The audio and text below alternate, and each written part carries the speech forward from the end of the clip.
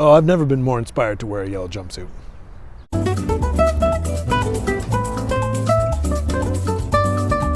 Here's the thing about Bottle Rocket. It's probably Wes Anderson's least seen film or least talked about film still. I love it. But one thing that confuses me about it is that even though it doesn't have, say, the eccentric fashion of Royal Tenenbaums, and it doesn't have the color scheme of Grand Budapest Hotel, the core elements of what makes Wes Anderson films work is still there. For example, there's a character that's obsessed about something, and it's usually something in his movies that's unusual to be obsessed about. There is the classic walk and talk scenes between characters. Maybe there's a bit of a subconscious theft going on here in this podcast from that aspect. And also you have scenes where a character will narrate what they're doing as they're acting out the scene, if that makes sense. I've got a whole new program. Bob and I get up at 5:30 every morning to run our paper route. We've got 3 jobs. The money isn't much, and Bob in particular isn't suited for this kind of work. But we keep each other company, and we both feel much better about ourselves now that we're working hard. Glad you enjoyed it. On top of the fact that there are just moments that are uniquely charming to me. For example, when Dignan, played by Owen Wilson, is talking to Luke Wilson, Anthony, about how he got fired from his landscaping job.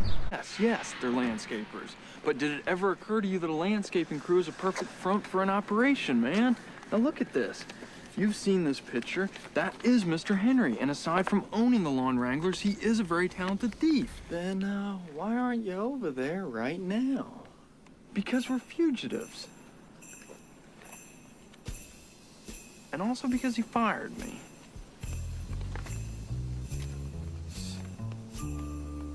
Best job I ever had. Working my way up, meeting people, listening to stories. One day he walks over and he says, "Dignan, you're out," just like that. By the way, man, he was right. Just because it's a front doesn't mean somebody doesn't have to do the actual landscaping. But those days are over now. It's just a matter of time before I pick up the phone and I say, "Mr. H, we are coming home." So don't worry about your future, man, because I am thinking. Someone talking about one of their favorite aspects of the day being going to work and listening to stories is so charming and endearing. It's one of the things that I love about his movies, and it's something that you can look at his later style and all the things that go into it, and then look at Bottle Rocket and see that all that stuff is actually there. Potential getaway driver, go. Go. Well, I think there's a real area of mystery about Don't me. complicate it. Your number one strength is you have a car you can provide. Sell yourself.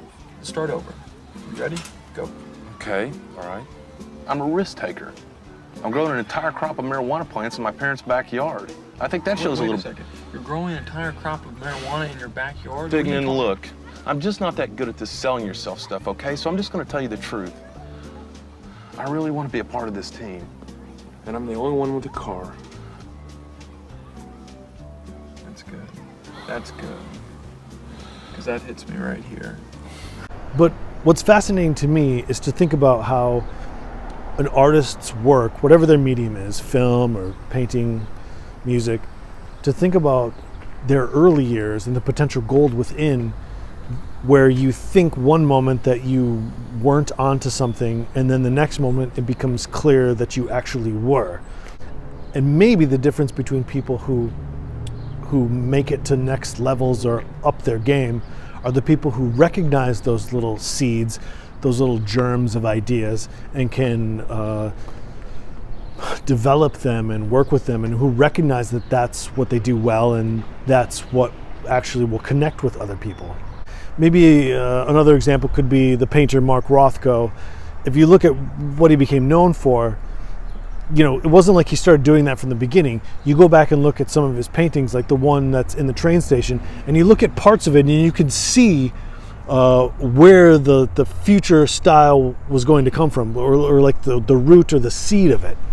I'm reading this interesting book right now, Marcel Duchamp, The Afternoon Interviews with Calvin Tompkins, and There's a moment in the book where Marcel Duchamp is talking about his own self-discovery, his own artistic discovery, his discovery of his artistic self. I suppose it must be the attitude of anybody who wants to find something of his own. To do something of your own, you've got to forget what you've learned. And once you begin forgetting, you're bound to find something else. Of course, you can try and never succeed. You think you're doing something entirely your own, and a year later, you look at it and you see actually the roots of where your art comes from without your knowing it at all. Well, there was nothing psychoanalytic about it, I can tell you that. I'm not conscious of any reason except the reason that you've got to find yourself if you have a self to find. I suppose after 40 years, you can see the self that you were, but at that time, you're too immature to know what you're doing. That's always the difference between the time you do a thing and the time after, when you discover that there was something entirely new in it. So in thinking about film and art and time and how our perceptions change around it, I want to play for you to end this a conversation between director Wes Anderson and another director, Noah Baumbach, where Anderson is talking about Bottle Rocket, and he's talking about how when it was first screened, and it's his first feature film, remember, about how confident he was that this was going to be the one. People are going to be like, hey, there he is right there, that's the guy. Let's chant his name, applaud. I'm improvising a little bit, ad-libbing. But how he went into that screening process for Bottle Rocket with that state of mind, and how actually, in reality, people ended up walking out one by one. Before I play that clip, remember you can subscribe here, please. I'll love you if you do. I know you're out there. Connect with this show. And I'll love you even more, maybe, if you can go to the Patreon and support us there. Keep this thing going every week. I'm sure you have examples that are where you did things you wish you hadn't. But yeah, but that you knew immediately, no, I'm not going to do it like that. I want to do it this way. Yes. Well, I mean, I think you mean doing Bottle Rocket? Doing Bottle Rocket, yeah. Yeah, well, that's the funny thing. I feel like I was never more confident in my life than when we made that film. Yeah. And never less confident than when we screened it. Mm-hmm. The first time we screened it was part 2 of my life. Because up to that point, my attitude was, just wait till they see this. Right. And a lot of people were, does this story hold together, or do people going to understand why these boys are acting like this? And I was like, I think they're going to understand. It's pretty funny.